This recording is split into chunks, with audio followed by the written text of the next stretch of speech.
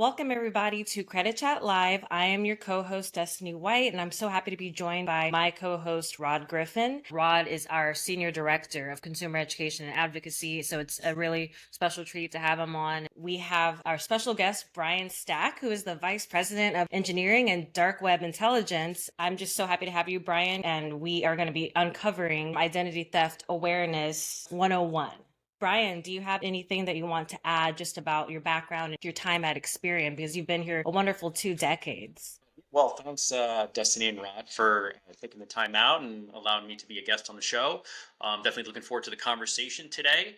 Yeah, the only thing I would add is, I'm lucky enough to have a global team. So we have dark web analysts around the world in an operational rhythm where basically we have human intelligence looking on the dark web, trying to protect consumers 24 hours a day, pretty much 7 days a week, 365 days a year.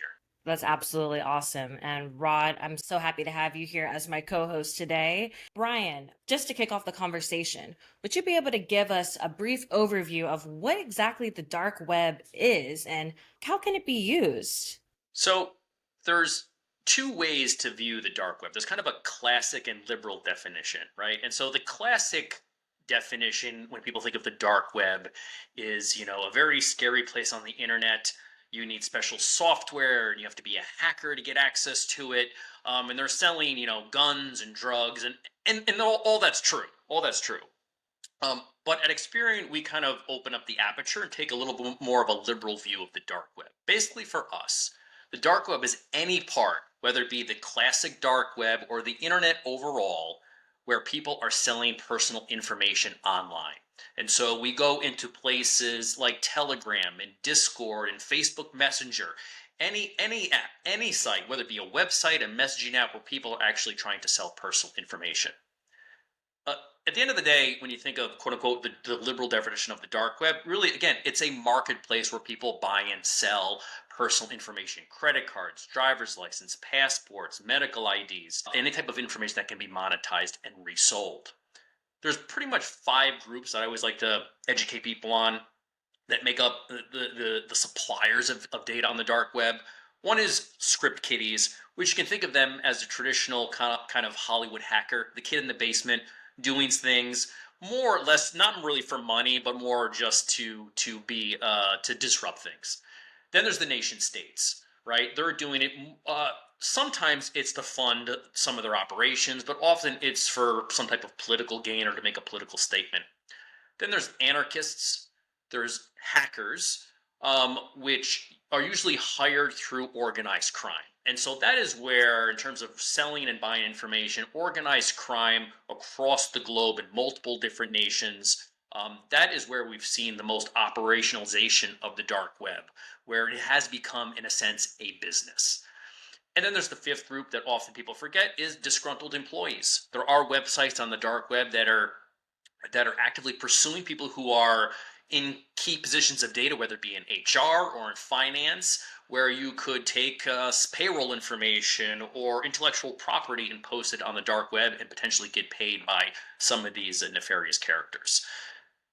How this data is ultimately used for identity theft and fraud is it boils usually down to some type of social engineering attack on an individual, or the information can be used to try to directly attack a specific data center or server of a business and try to exfiltrate an entire database. So the dark web is where bad actors live, but there's also, and you and I've talked in the past, and one of the things that was interesting to me was for most of us, we're interacting on the internet and we think it's huge. It's where everything is. How does the dark web compare in size to where most of us are interacting with social media and those sorts of things? So I think it's a really interesting. Yeah. Often there's an illustration that's floated around for a few years that shows kind of the internet as an iceberg, and the tip of the iceberg is the quote unquote surface web. So these are the YouTube and Google and your favorite websites that you go to for news and sports, and that makes up maybe 10% of the internet. Then there's a big chunk known as the deep web. And often people conflate deep web with the dark web. The deep web is not the dark web. The deep web is anywhere where you need special credentials to get access to. Think about getting access through your doctor, your dentist, right? Their websites, or Experian's network, or whatever company you work for, their network. That's everything there is all deep web. And then the dark web, and that makes up pretty much, probably 85, 90%. And then the classic dark web is really like 3 to 4% when you think about the total internet in terms of web pages and blogs and the such. So most of us don't experience 90% of what happens in the internet or in the World Wide Web. Correct. So it's fascinating that we are unaware of a lot of what happens and where things occur. Exactly. And probably for the better, because we don't know how to get there. And that's probably better that most of us don't know how to get to the dark web and don't want to. So try not to stumble into there either. So thinking about the technologies and things that are out there today, we are all talking about artificial intelligence and AI. What are you seeing in terms of how AI or machine learning are being leveraged to do harm? And how are we using it at Experian and others who are working to protect against and fight against those who would do harm? How are we using those tools, and why are they important to us? And what are we seeing there? Yeah, it's a great question and a really complicated one. But I'll for the audience, I'll try to boil it down and illustrate it based on two recent news stories. So first, there was a company out of Hong Kong that was that ended up paying around 25 million US dollars due to a deep fake video call scam. So according to the police report, this happened in the end of January, and a clerk at this company received a video conference call that she jumped on, and the individuals within the video conference looked like people that she works with who are in a higher position. The fraudsters invited her onto this conference call and then convinced her to transfer some money from obviously the company's bank account into these other accounts. The threat actors used a combination of AI voice cloning and AI deepfake software to basically simulate some of the faces of people she knew. And they were able to pull this off. So very complicated, very sophisticated, but they were able to get a $25 million payday. Something maybe a little more unnerving, but much cheaper. So there was a mom in Arizona. She gets a phone call from an unknown number. She picks up. And she hears on the other line, "Mom, I messed up," from a girl who's visibly screaming and scared. The voice sounded just like her daughter. The inflection, everything about it. Immediately, a man comes on and says, "Listen here, I have your daughter. If you don't call the police, if you try to involve anyone else, I'm going to drug this person, do bad things, and ship them out of the United States. You'll never see them again." So there was a chaotic few minutes with this mom. And there was a $1 million ransom. Thankfully, she was around other people, and they were able to try to call to verify, "Wait, no, your daughter's, we just talked to her. She's fine." So this was pulled off, again, with AI voice cloning. With just a few seconds of her daughter's voice from online social posts, they were able to complete a conversation that was able to convince her mother that she was kidnapped. So this is where these technologies, I think, are going to start to spring up more and more, both on a direct to consumer level, and also in terms of corporations look for more sophisticated threat actors looking for big paydays. In terms of, we're at Experian, we are obviously heavily looking at this technology. We're looking at generative AI. We are making some internal investments. We're being very cautious in terms of, how could this technology be used? Because at the end of the day, a lot of this technology is still not refined. Meaning, you build a chatbot, you say, "Okay, we have a chatbot we're going to give to a consumer." You have to really do a lot of testing around it. And what makes generative AI tricky from a technology point of view compared to other technologies is it's non-deterministic. Meaning, when I write a piece of software, traditionally, I can test it. If I run 3 test cases, I know what the output's going to be. And I can say, yep, there's output A, B, and C. And it's always the same. With generative AI, it's non-deterministic. A lot of these models, you can ask it 3 times, why did my credit score go up? And you could get 3 potentially different answers. So this is where it becomes very tricky, and we have to be very prudent and cautious as we roll out and leverage any of this technology for prevention or to empower consumers and businesses. Wow. And it goes back to some extent too. For years, we've said when we're looking at how do we help protect people, it's about information. And clearly that's Experience Business. We're not just a credit bureau. We are an information services company and one of the world's largest. And we use information to help people have better financial outcomes. And we use information to help protect people and businesses from attacks.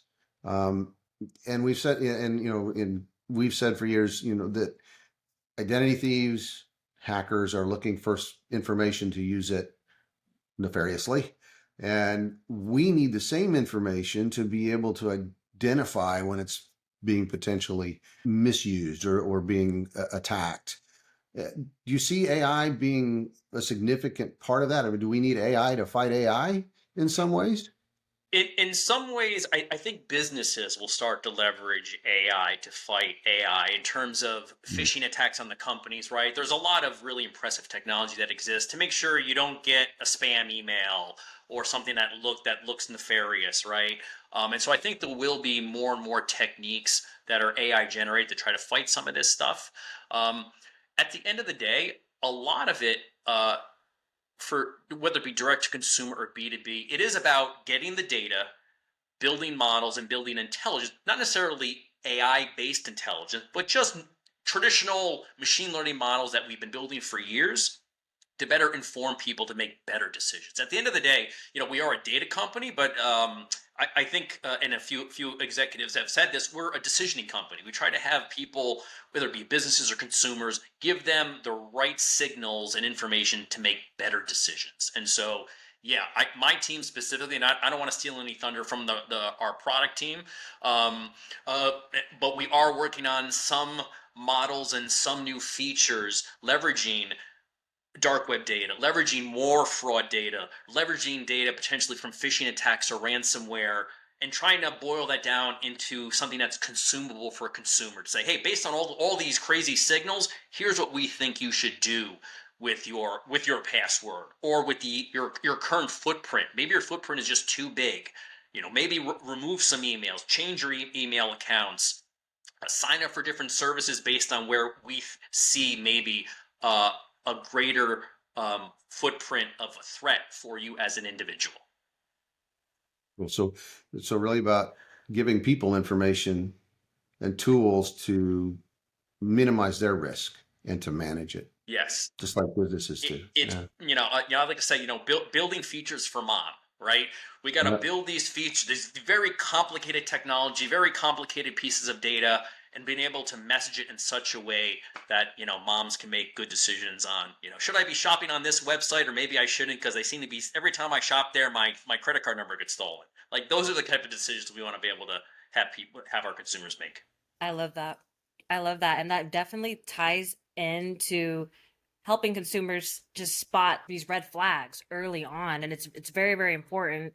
And with all that being said, how can financial education aid consumers in spotting these red flags on their own as well? So financial education definitely is key, right? But we all have really busy lives, and aside from maybe myself and a few other people in my group, probably identity theft and getting educated on identity theft is not in the top 10 or the top 100 of things people do every day. So we've really got to provide people advice that allows them to be smart and efficient, right? So things like looking for random small charges on your credit card. Just check your credit cards once a month. Look at anything that looks like a small random charge. Those are always telling signs that someone may be trying to leverage and steal your information. unfamiliar accounts on your credit report. You get a free credit report once a year. Our products you can sign up for, and you can pull it multiple times a year. If you don't receive mail over the course of a week, potentially your address information has been changed. If you get, and this happened to a family member of mine, they received a letter from a company saying they were denied an application to one of the big retailers out there, and they just threw it away. Said, "Oh, this is a mistake." That's not a mistake. Oh Someone no. has your information. They're trying to open a loan up in your name. So some of that Mm. junk mail, he's like, this doesn't make sense. If you don't have time today, put it aside and try to look at it in the next few days. And then if you get an increase in spam emails or text messages, that's often a signal that your email or phone number probably has been part of a recent data breach. And Brian, you mentioned social engineering earlier, and that's something that, from an education perspective, we can't know everything, but if we can know enough to know what we don't know and to trigger those responses, the AI example you gave of the woman and her daughter, that's sort of the ultimate in social engineering. Or, the people on a video screen that who aren't them, who have their same voices. I mean, that's kind of hard to recognize. So I think that's going to be the sort of level of education about learn to be when to be suspicious, Right. and what triggers that And, and, thought. Yeah. and even the best of us, people who are in the space, the technology is getting so good. And again, the one threat acting group that pulled off the $25 million one, that was a lot of time and effort. But things are getting cheaper and easier, and this technology will become more available to different threat actors. And so, it isn't like back 5-10 years ago. You see the email, like that's clearly a fake email. Right now, things have gotten much more sophisticated, much more streamlined. And that's, it's no longer necessarily from the Nigerian prince who wants, it's still, a matter of awareness.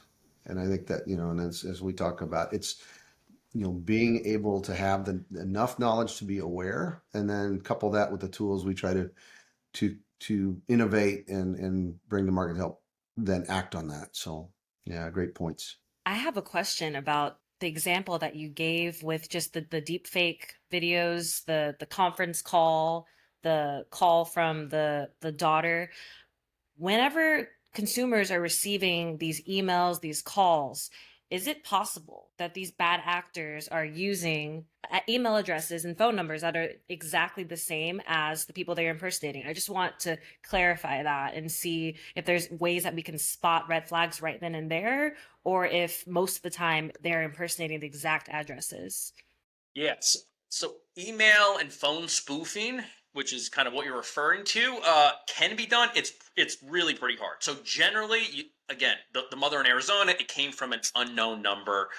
The email will usually come from, again, it may look like whatever whatever bank or Amazon, an Amazon email, but the address itself, it will be slightly different. But how Wow. often, aside from phone numbers where it says an unknown phone number, emails, very rarely do people actually check the email address. That's the tricky part. That's what I really want to highlight for those listening who are ramping up their identity theft awareness. Please watch out. Incorrect spellings, bad grammar, the smartest, the most adept individuals, anybody can be a victim. Yeah, and that kind of goes to the question: what do people do to protect themselves? What steps can they take? What tools can they use to prevent the attack in the first place, or recognize when it's happening? So I mean, is it? the first piece of advice that I always give, just from a philosophical point of view, is try to shrink your online presence whenever possible. Do you need that many accounts attached to the retail companies and merchants you use? Do you need that many credit cards? Do you need that many emails? Anything you can do just to shrink your overall digital footprint is a good thing. Next is what and I've been talking about this for several years, is the 4 Ps. So passwords, public Wi-Fi, patching, and protection software. So for passwords, especially those tied to your financial institutions, definitely try to make them long. They don't have to be, this is a bit of a misnomer. They don't have to be super random. You don't need A, B, C, hashtag, pound sign. As long as they're very long, they can be somewhat easy to remember. Now don't do something like "I'm a huge Star Wars fan" as your password, right? Don't use pop culture references, but you can use long passwords that are easy to remember. You know, one of the techniques to do is think of something that doesn't exist. A pink bear doesn't exist. So, I'm a fan of pink bears actually would be a halfway decent long password, maybe with a hashtag at the end. Public Wi-Fi, again, never use it for anything related to financials. If you're going to stream Netflix or do something like that, go ahead. But still be aware public Wi-Fi is fairly susceptible to threat actors.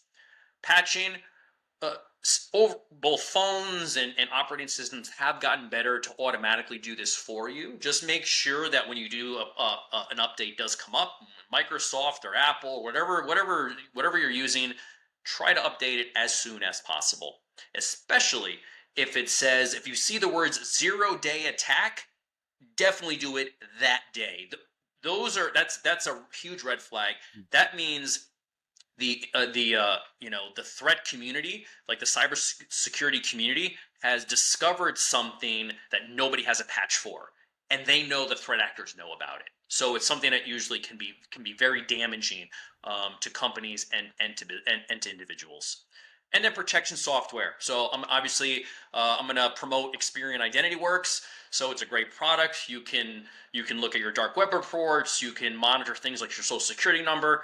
There also are opportunities to put in emails and socials to pull some of this stuff for free on occasion. So any type of protection software to get a sense of your overall, only if you just pull an initial report, just to get a sense of what your overall footprint is.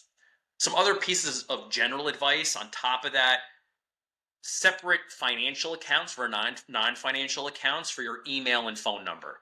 So maybe have an email and phone just for your financials and one for not. So again, if you're using, because often people will use the same email and password together, and so if, I don't know, some merchant gets hacked, and that same email is tied to your bank, and that same password is tied to your bank, that's where you can get into trouble.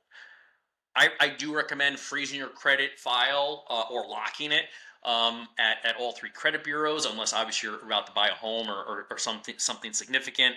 Use two-factor authentication, especially on your financial accounts if it offers it. It is a bit of a pain when you have to log into your bank account and get a text message plus your password, but stuff like that, you want to make it as hard as possible. Take the extra effort on those things as much as you can. Little inconvenience goes a long way. Correct. What do you think about password management software tools? So, I do use some password managers. I know it can be cumbersome for most consumers, right? And so that's why I do stress, try to lower your overall digital footprint, separate out your financial and non-financial accounts in terms of the emails you use.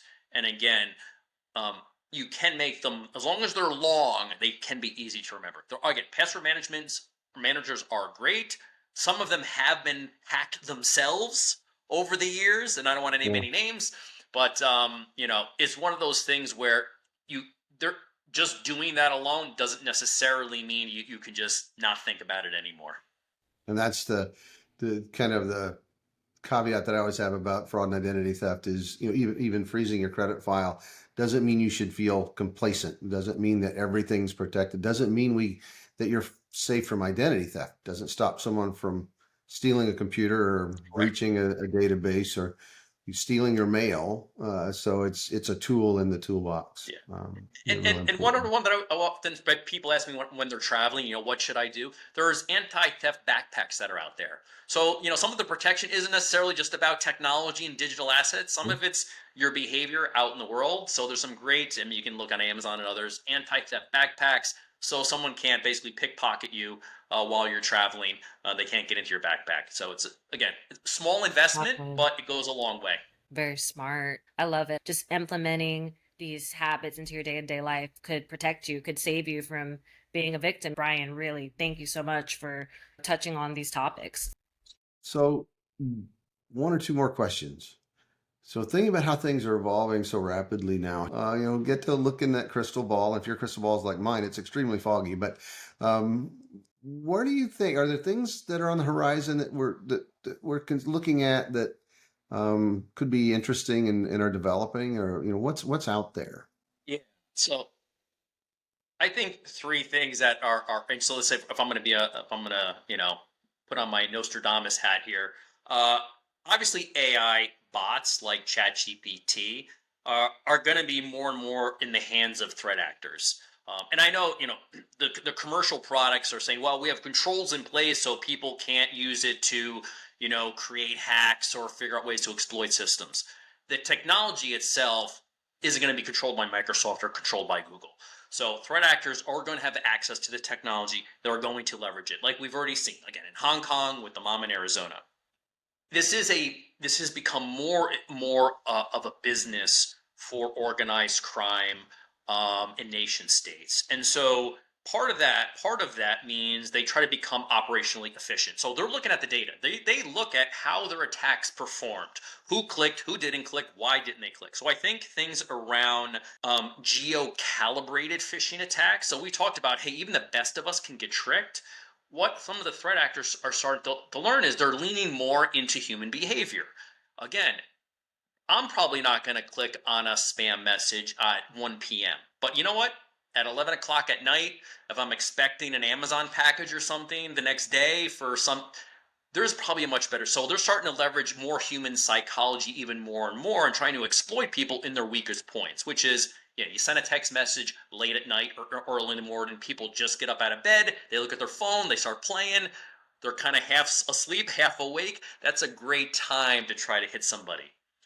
And then the last piece, this doesn't get covered a lot, but there has been some research in this area around hacks on satellites. So more and more of our everyday, whether it be our television and our technology, how we get streaming content, it interfaces with satellites, and so I think satellites as assets that could potentially be attacked as a new threat landscape will become more commonplace amongst, I think, obviously, the bigger threat actors in the space and nation states. Just expands, and so we have to expand too. We have to make sure we're Yeah, evolving and Yeah. innovating. yeah, and if you dig into some of the satellite technology, a lot of the operating systems and things that were built for these satellites that have been up there, some of them, 10, 20 years, they weren't built with security measures in place. And so if you kind of know the protocol and you can spend, $10,000, $20,000 to get enough power to send a signal, they're pretty much as easy to hack as like websites from the early 90s at this point. Wow. That is very scary. And Brian, I wanted to see if you had one resource that people can use to stay up to date with these emerging trends in identity theft and fraud. Well, I mean, yeah, I mean, a few for sure. One of them is obviously the Experian website and blog. We do have a great team of people who keep things update, both on our Experian blog and also the Twitter feeds. Obviously, podcasts like this. Outside of Experian, so I'm just not promoting Experian. The FBI, FTC website, financial news often, will give you some key information. And anyone, I'm not super active on Twitter, but I do post things on occasion that I think are important or critical. And occasionally I do podcasts like this where we talk about important topics. So anyone feel free to connect with me on Twitter at Brian M Stack. It's always a good source of information that I try to float some advice from time to time. Thank you. Thank you so much, Brian. And thank you so much, Rod. It's great to have you on. And Rod, did you have any more questions for Brian as we wrap up the podcast today? Well, we could go on for hours, but I won't hold Brian any longer. It's always fascinating, always interesting, and I think so crucial and critical to everyone because there's good out there, immense amounts of good and positive, but there are always people who are trying to take advantage, and we want to help people have the knowledge they need. As Brian said, you can't know everything, But if we can give them enough knowledge and they can retain, just a few tips to trigger that thought, something's not right here. That's what we really want to do. And at Experian, we want to help people protect themselves and make better financial decisions, better life decisions when it comes to being online, and to protect themselves. So glad to have Brian on. Always is. I could talk for hours with you, and just it's absolutely fascinating. And when it comes to AI, I don't know if the Terminator's name is Jasper yet, but who knows where that's going to lead. But it's going to be interesting to see what happens over the next months and years in terms of where technology goes, and going to be a fun ride to be on. So thanks for joining us, Brian. Certainly. Yep. Thanks for having me. Thank you so much.